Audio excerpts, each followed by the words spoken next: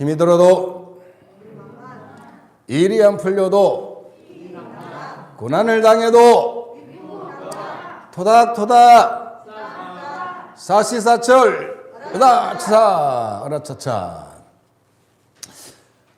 제가 다음 주부터는 이제 토닥토닥 이렇게 하면 이제 마이크 소리가 잡음이 들어가니까 제가 그냥 가슴 청을 할 테니까 여러분들은 나를 쓰담 이렇게 좋을 것 같습니다. 네. 우리 손 집사님 앉아 계시니까 이제 무게 중심이 잡히네요.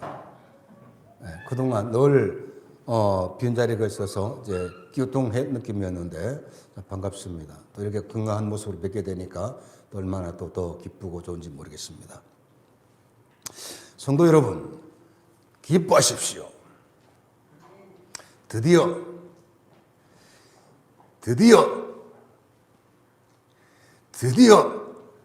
2월이 되었습니다. 지난 한 달을 잘 살아내신 여러분, 우리가 이 코로나19와 각종 질병과 또 각종 사고가 난무하는 세상에서 지난 한 달을 잘 살아낼 수 있었던 것은 하나님의 은혜인 줄로 믿습니다. 또 because he lives, 하나님께서 살아계시기 때문인 줄로 믿습니다. 아까 찬양하는데 because he lives 이렇게 영어로 찬양하니까 우리 교회가 되게 있어 보여요. 네. 우리는 이번 2월 달에도 씩씩하게 살아낼 것입니다. Because he lives. 오늘은 본문을 중심으로 복사 인생 no, 창조 인생 yes 이런 제목으로 말씀을 전해드리려고 하는데요. 은혜를 많이 받아주시길 바랍니다. 지난주에 이런 생각이 들어서요. 김동문 목사도 능력자고 성도 여러분들도 능력자다. 이 20수년간 한 교회에서 말씀을 전하며 산 것이 바로 능력이고 역시 그 세월 동안 한 목사로부터 말씀을 들으며 사신 여러분도 여러분의 능력이라는 것이죠.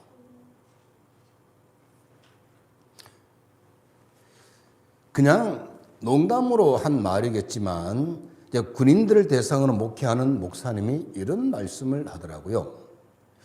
군대 교회를 섬기는 목사님들은 넉넉 잡고 3년치 설교만 준비해 놓으면 된대요. 왜 그럴까요?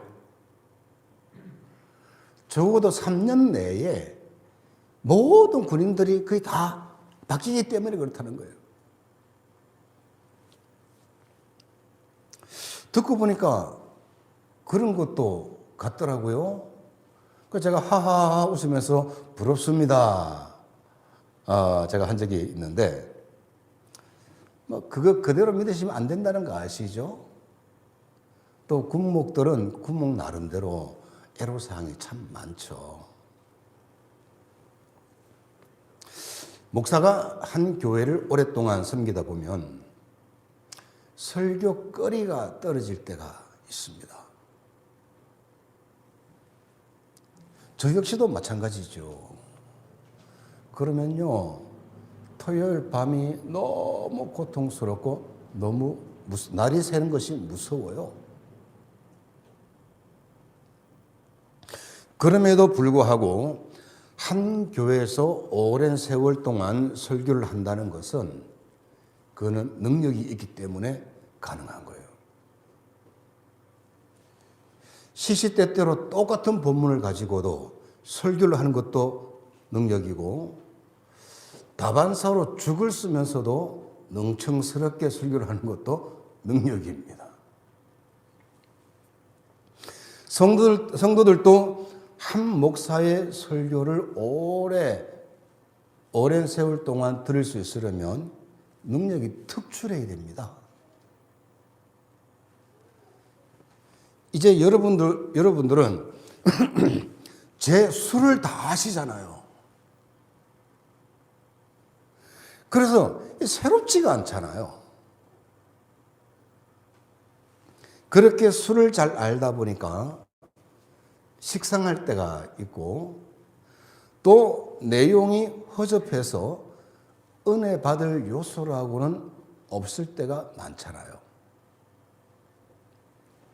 그럼에도 불구하고 여러분은 참을 수 있는 능력, 은혜가 안 되는 것도 은혜로 받을 수 있는 능력이 있기 때문이에요.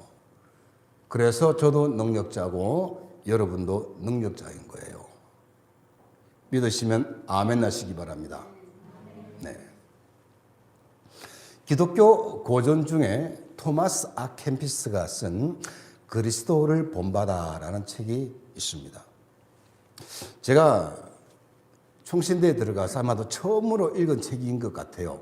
이 그리스도를 본받아라는 책을. 뭐 지금은 내용을 다 잊었지만 책 제목이 시사해 주듯이 그리스도를 본받는 삶의 중요성을 다룬 책이에요.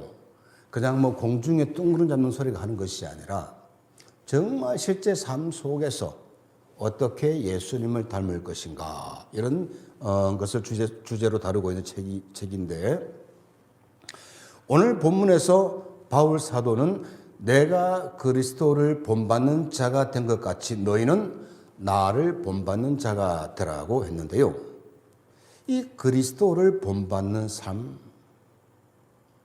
이거는 모든 성도들의 로망이잖아요. 그렇잖아요. 우리는 신앙생활을 하면서 예수님을 닮기를 원하고 예수님의 본을 받고 싶고, 또 바울 사도를 닮기를 원하고 바울 사도를 본받고 싶어서 성경 공부도 많이 하고 훈련도 많이 받고 또 봉사도 하고 그러잖아요. 그런데 우리는 늘 연약하고 부족해서 이런 찬양을 부르잖아요. 예수님처럼 바울처럼 그렇게 살 순 없을까? 남을 위하여 당신들의 온몸을 온전히 버리셨던 것처럼. 그러면서 이 찬양 이렇게 끝을 맺죠. 나의 입술은 주님 닮은 듯하나 내 마음은 아직도 추워요. 받을 사랑만 계수하고 있으니 예수여 나를 도와주소서. 자, 한때 정말 많이 불려졌던 낮엔 해처럼 밤엔 달처럼 이런 그 찬양입니다. 찬양을 하다 보니까 지난주 월요일 방송 녹화하러 갔을 때 일어난 에피소드가 이제 생각이 나네요. 녹화하기 전에 이제 카메라와 마이크 테스트를 하잖아요. 이렇게 서보세요, 저렇게 서보세요. 따로 그랬더니만 또 이제 노래 한번 불러보세요 그러더라고요. 그래서 제가 농정스럽게 나의 살던 고향이 꽃피는 산골 그러면서 했더니만은 뭐가 고개를 갸우뚱갸우뚱해요. 그 PD가 계속 불러보래. 그래서 복숭아꽃 살구꽃 아기 진달래 이렇게 했는데 옆에 서 있던 그 아나운서가 PD 얼굴을 딱 쳐다보더라고요. 그런데 저는 그 표정이 망했다. 이런 표정이 그런 게 느껴져서요. 아, 오늘 방송 망했다.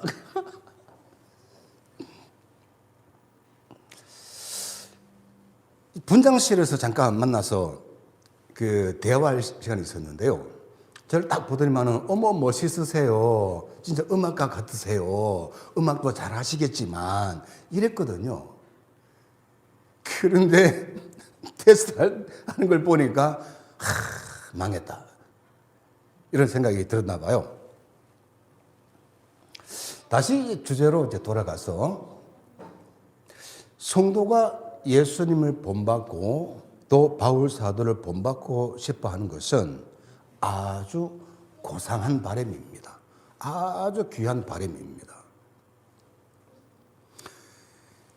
그런데 이 바람에 그치지 않고 우리가 평생 죽을 때까지 예수님과 바울 사도를 닮기 위해서 노력을 해야 됩니다. 그런데 우리가 이 본받는다는 말의 의미를 잘 생각해야 됩니다. 먼저 영어 단어에 imitation이라고 있는데요. 우리가 일상에서 imitation이라는 단어를 주로 언제 사용할까요? 이게 진짜냐 가짜냐. 그 가짜를 말할 때 imitation이라고 하잖아요. 모조품, 짝퉁 뭐 이렇게 쓰이죠. 사람들이 옷이건 가방이건 보석이건 다 명품을 좋아하잖아요. 우리 장 집사님 혹시 명품 가지고 있어요? 있으시면서 없어요? 네. 저는 이 간이 작아서 감히 집사람한테 명품 백을 사줄 용기가 안 생겨요. 그래서 이제 중국에 선교 여행 갔을 때 중국은 짝퉁의 천국이잖아요. 그래서 제가 입생 로랑 짝퉁 가방을 하나 사준 적이 있어요. 한 몇 년 동안 잘 메고 다니는 것 같은데. 그런데 이 명품이 비싸도 너무 비싸니까 명품을 모방해서 만든 모조품, 즉 짝퉁이 많이 이제 나옵니다. 그 모조품을 영어로 imitation이라고 해요. 진짜 명품은 뭐라고 하죠? 오리지널. 또 본을 뜨다 혹은 본받다 할 때 이 imitation을 말을 써요. 그래서 그리스도를 본받아라는 책의 영어 제목이 The Imitation of Christ예요. 아무튼 그 누군가의 본을 받는다는 것은 그 누군가의 삶을 모방하는 가운데 그 사람처럼 된다는 것. 그 사람을 닮아간다는 것을 말하는 거예요. 그런데 여기서 우리가 두 가지를 생각해 볼 게 있습니다. 그 누군가를 모방해서 그 누군가의 짝퉁이 될 것이냐, 아니면 그 누군가를 모방해서 세상에서 유일한 나 자신이 될 것이냐 하는 것입니다. 저는 오늘 설교 제목을 복사 인생 no, 창조 인생 yes라고 했는데요. 사람은 복사 인생을 살 수도 있고 창조 인생을 살 수도 있는 거예요. 여러분, 복사가 뭐죠? 어떤 것을 똑같이 찍어내는 거잖아요. 사람은 살면서 복사 유혹을 참 많이 받습니다. 남이 피땀 흘려 만든 것을 그냥 쉽게 복사해서 쓰고 싶은 유혹을 많이 받는데, 요즘은 그냥 뭐 원저자나 원작가의 작품을 쉽게 복사해서 쓸 수 있는 게 아니고, 쓸 수 있는 게 있고, 또 복사해서 쓰면 처벌받는 그런 것들이 있죠. 요즘 저작권법이 굉장히 이제 강화가 되다 보니까, 특히 내가 복사해서 사용하는 것이 원저자의 직업일 때, 원저자의 허락을 받지 않거나 아니면 사용료를 내지 않고 복사해서 사용하면 저작권법을 위반했다라고 해서 처벌을 받습니다. 이 교회는요, 사실 불법 복사를 되게 많이 해왔어요. 옛날에 뭐 찬양 악보 같은 경우도 그냥 쉽게 복사해서 이제 써왔고, 뭐 때로는 뭐 목사는 뭐 설교도 남의 것 자기 설교인 것처럼 뺏겨서 하기도 하고, 그래서 그게 많이 문제가 되고 있었잖아요. 요즘은 성가대 악보 같은 거 다 사서 써야 됩니다. 어쨌든 어떤 것이 남의 직업일 때 그 사람의 것을 쓰려면 저자의 허락을 받거나 사용료를 이제 지불하고 이제 사용해야죠. 제가 옛날에 대학 다닐 때요, 철학 레포트를 이제 교수님의 논문을 한 글자도 빼먹지 않고 100% 복사를 해서 낸 적이 있습니다. 2학년 때인 것을 기억을 하는데, 그때 저희 학교에 김종두 교수님이라고 철학 강의로 유명하신 분이 계셔서요, 기말고사로 이제 철학 관련 레포트를 내라고 했는데, 저는 그 교수님의 우리 학회지에 실린 하이데거라는 철학자의 논문을 한 자도 빼지 않고 쉼표까지도 똑같이 100%싹 복사를 해서 냈어요. 그래서 A+를 받았을까요? F를 받았을까요? 그렇게 복사해서 냈더니, 그냥 뭐 복사기로 복사해서 낸 게 아니고, 제가 일일이 그 당시에 저는 총신대에서 제가 이 워드 프로세서나 노트북이 제 1호거든요. 얼리 어답터였거든요. 못 믿으시는 표정이시네. 네. 그래서 타입을 다 쳐가지고 그 당시에 감열지로 딱 인쇄를 해서 딱 이렇게 드렸는데, 어느 날 교수님이 기숙사로 전화를 하셨어요. 김동문 학생이냐고 하길래, 예. 그러면서 왜 레포트를, 내 논문을 다 뺏겨서 내느냐고 그러더라고요. 속으로 이 위기를 어떻게 타개를 해나가지? 그러다가 딱 지혜가 딱 생기는데 뭐라고 했는가 하면, 제가 이렇게 대답했더랬어요. 교수님, 제가요 교수님 논문을 몇 번이나 읽었는데요, 너무 좋아가지고 제가 여기서 글자를 줄이거나 빼먹으면 이게 죄가 될 것 같았습니다. 그래서 이건 진짜 토시 하나라도 빼면 안 돼 싶어서 제가 정성스럽게 100% 쉼표 하나까지도 마침표까지도 다 이렇게 복사해서 타입 붙여서 냈습니다. 했더니 교수님이 호호호호호 웃으시더라고요. 나중에 성적표를 받아봤더니 A+.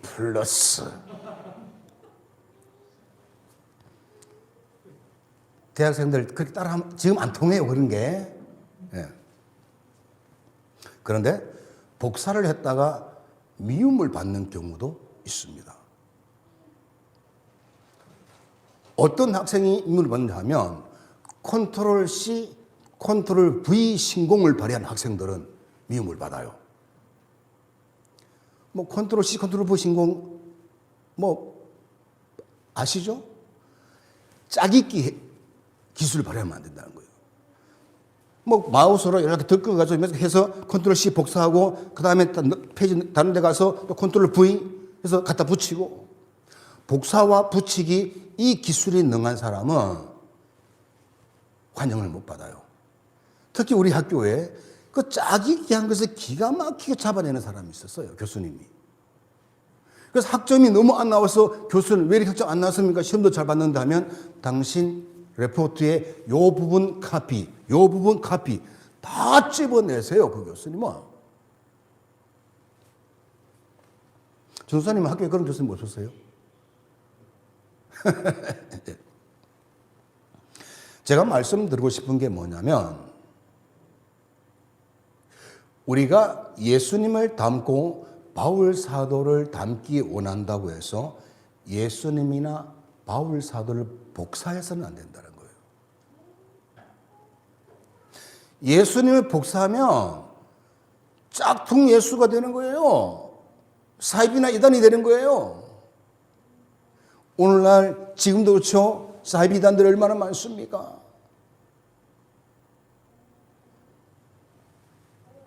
또 남이 피땀 흘려 이룩한 것을 마치 자기가 이룬 것처럼 사용하면요, 사기꾼이 되는 거예요. 간혹 보면 정작 어떤 것을 해낸 사람은 겸손하게 가만히 있는데 나중에 숟가락 하나 얹어놓고는 마치 자기가 하는 것처럼 그런 행세를 하는 사람들이 있어요. 그런 사람은 복사 인생을 사는 거예요. 남의 삶을 훔치는 사람인 거예요. 신앙인이 복사 인생의 유혹에 넘어가면 이단이 되거나 사기꾼이 되기 쉽습니다.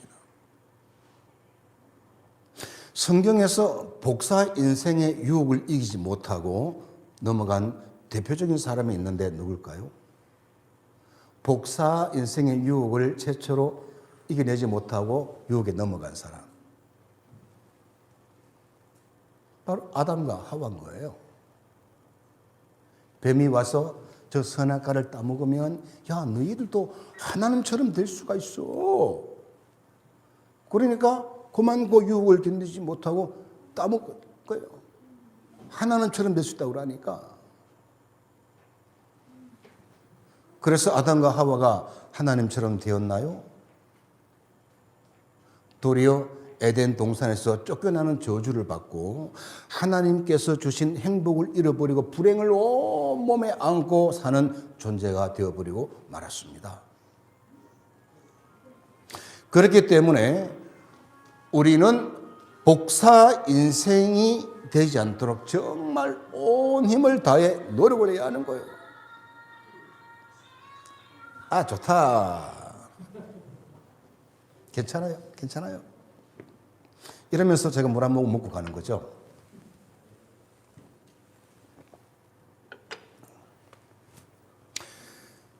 우리가 명품을, 거창한 명품을 만들려 한다? 이거는 사실 우리의 욕심일 수도 있어요. 내가 정말 세계 깜짝 놀랄 업적을 이루지도 못해도 좋으니까 남의 인생을 베끼지 않고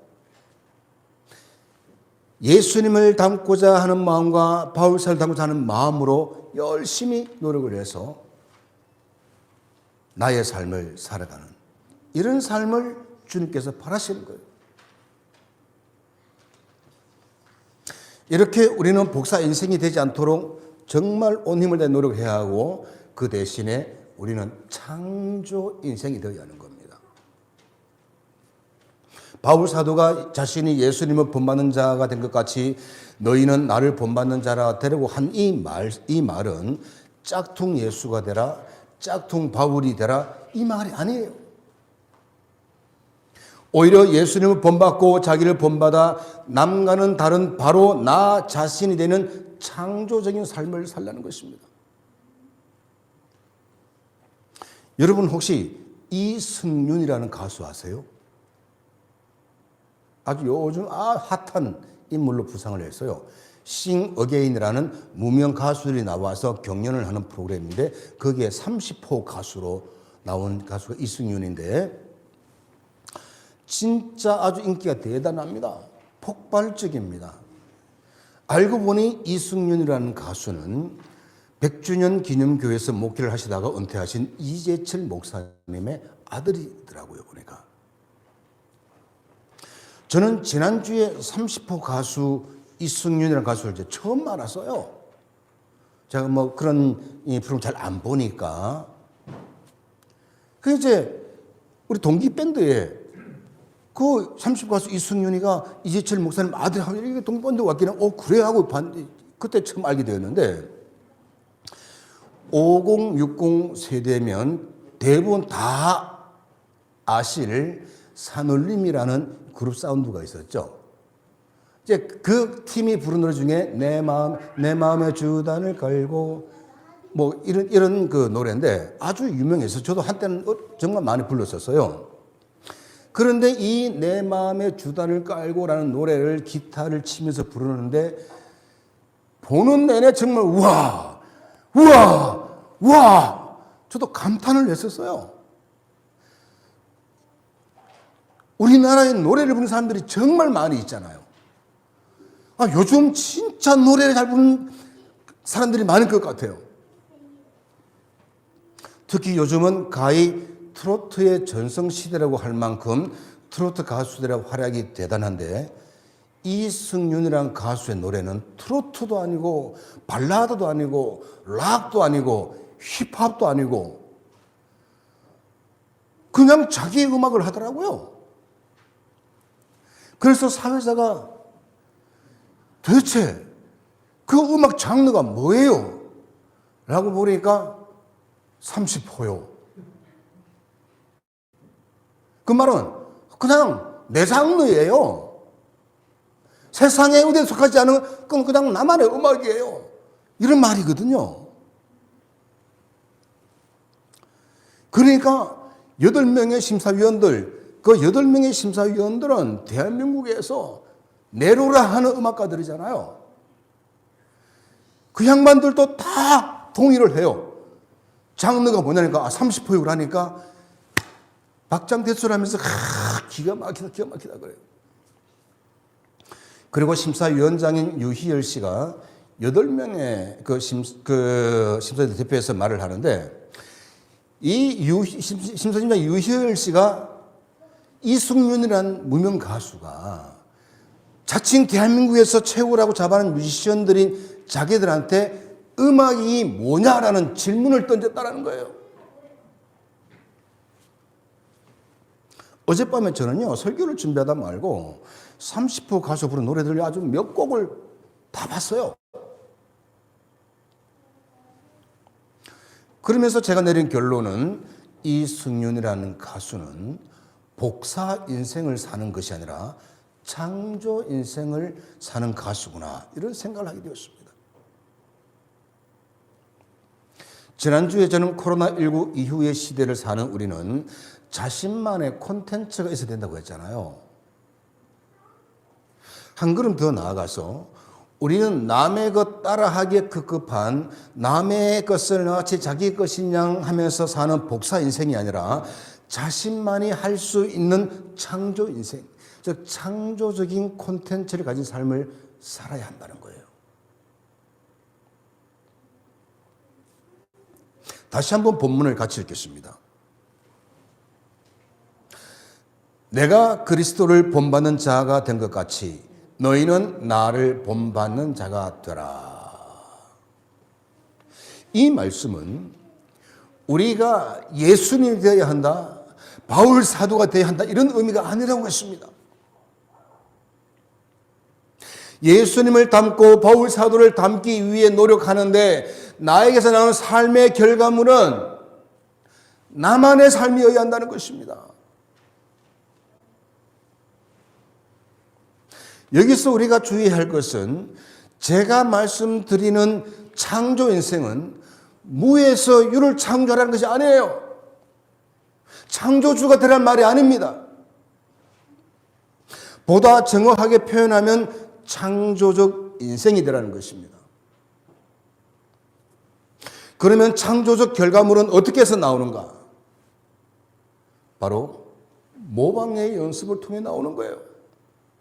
하나님께서 만들어 놓으신 창조물을 갖고 나는 그것을 재창조하는, 이게 제가 말씀드리는 창조 인생의 의미입니다.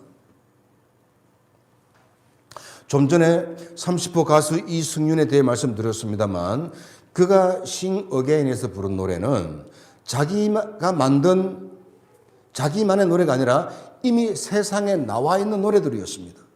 그러나 그는 그 노래들을 그 가수처럼 원가수처럼 똑같이 잘 부르는 것이 아니라 그 노래들을 가지고 자기의 색깔을 입히고 자기의 음악을 입히고 그래서 그러더라고. 유일이 그러더라고. 저 노래를 어떻게 저렇게 해체를 하고 재결합을 해서 저렇게 잘 부르시는지 모르겠다고. 산울림의 노래가 아니라 이승윤의 노래인 것 같다고 그러더라고. 예수님을 닮고 바울 사도를 본받는 것. 바로 예수님을 모방하고 바울 사도를 모방하면서 그 모방을 통해 나 자신의 삶을 만드는 겁니다. 그것이 바로 창조인생인 겁니다. 많은 사람들이 이런 생각 갖고 있습니다.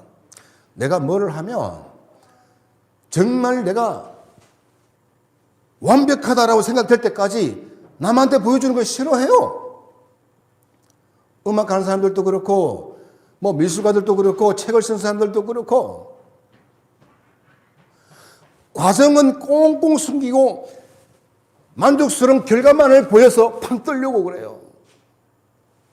저는 이거를 교만하다고 봅니다. 기독교는요, 과정을 중시 여기는 거예요.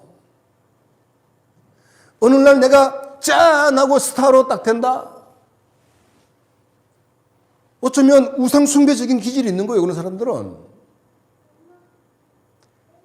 내 있는 모습 그대로를 주님께 드리면서 어제보다는 오늘이 좀 더 발전된 모습, 오늘보다 내일이 좀 더 발전된 모습, 이런 인생이 창조 인생인 거예요. 지금 나의 부족한 모습을 보여주는 것을 전혀 무서워하지 마세요. 너 그거밖에 못해? 이 소리 듣기 싫어가지고 전전긍긍, 이거 아니에요. 네, 저는 부족하지만 1년 전보다 조금 더 발전했거든요. 다음 1년 뒤에는 저 좀 더 발전했을걸요. 이런 걸 보여줄 수 있어야 되는 거예요. 말씀을 맺으면서 여러분에게 조금 어려운 용어일지 모르나 20세기 후반부터 포스트 모더니즘, 우리말로 하면 후기 현대주의라는 사상이 많이 퍼졌습니다. 그 사상의 핵심이 뭐냐 하면 기존 질서를 해체해버리고 다양성을 인정하자는 겁니다. 예를 들어 집이 겉은 한옥이에요. 집은 전통 한옥인데 문을 열고 딱 들어가면 거기는 서구식으로 다 꾸며져 있는 거예요. 이게 바로 포스트 모더니즘의 건축 양식인 거예요. 서양과 동양의 문화를 결합하고 뭐든지 지금 다 융합시키는 거잖아요. 이게 포스트 모더니즘의 영향입니다. 그런데 그러는 거는 좋은데 우리 믿는 사람들이 절대로 받아들일 수 없는 이런 부분이 있어요. 뭐냐면 종교다원주의라는 겁니다. 종교다원주의는 기독교에만 구원이 있는 것이 아니다. 이 세상의 모든 종교에는 다 구원이 있다. 나중에 가면 한 길에서 다 만난다. 그러니까 교회도 다닐 수도 있고 교회 다니다가 절에 갈 수도 있고 뭐 무당을 찾을 수도 있고 다 좋다라는 거예요. 여러분 어떻게 생각하세요? 그게 정말 시대의 흐름이라 할지라도 우리는 거절하는 것에 단호하게 거절하는 거예요. 설령 사회에서 왕따가 되고 소외되고 욕을 먹는다 할지라도 우리는 우리의 신앙을 지키는 겁니다.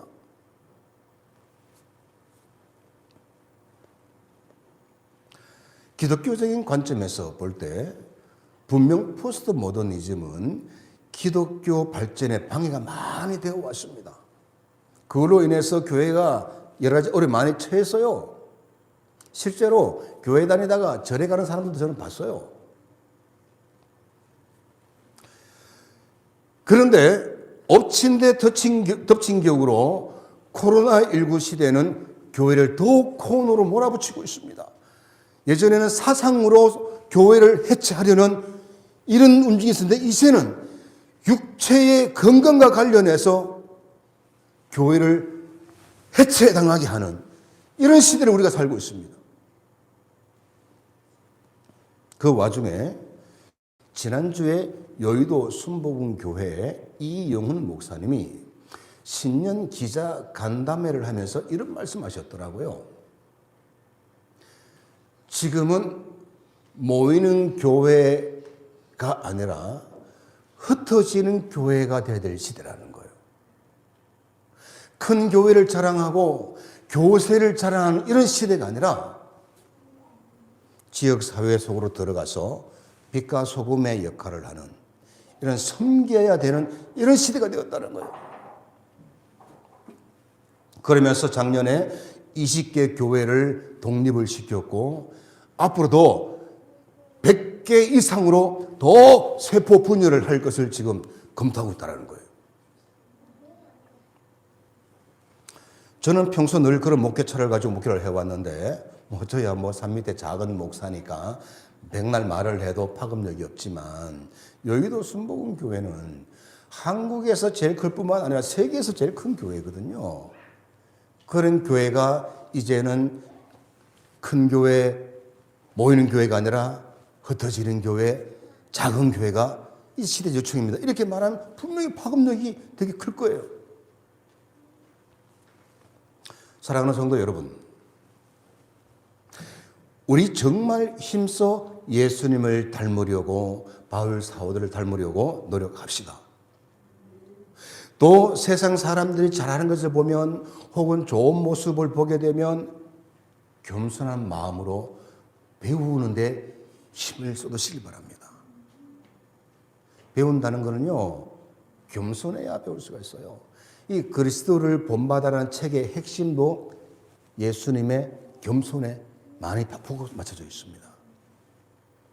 그렇게 배우기에 힘을 쓰고 다만 단지 복사하는 짝퉁 삶을 사는 데 그치는 것이 아니라 나만의 것으로 재창조하는 오리지널 삶을 살 수 있기를 축원합니다. 믿음의 조상들이 걸었던 신앙의 길을 모방하는 것을 통해 나만의 창조적인 신앙의 길을 걷는 것 분명 우리 주님께서 기뻐하실 것입니다. 모두 일어서십시오. 주의 나라 위하여 길 떠나는 나의 영세여 주께서 가시니 너는 와라 주의 이름으로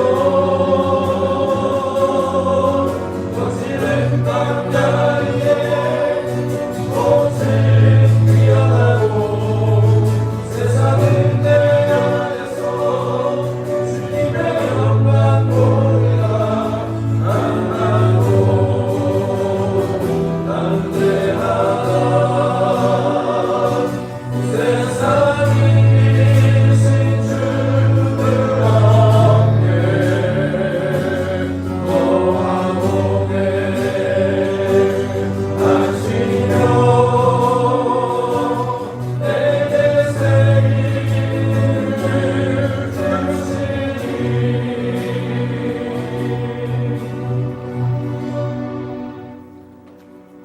이제는 우리 주 예수 그리스도의 은혜와 하나님의 극진하신 사랑과 성령의 감동감화 교통하심이 복사 인생 노 창조 인생 예스의 삶을 살아가기를 원하는 우리 모든 성도들의 머리 위에와 각 가정과 일터 위에 이제부터 영원토록 함께 계실지어다.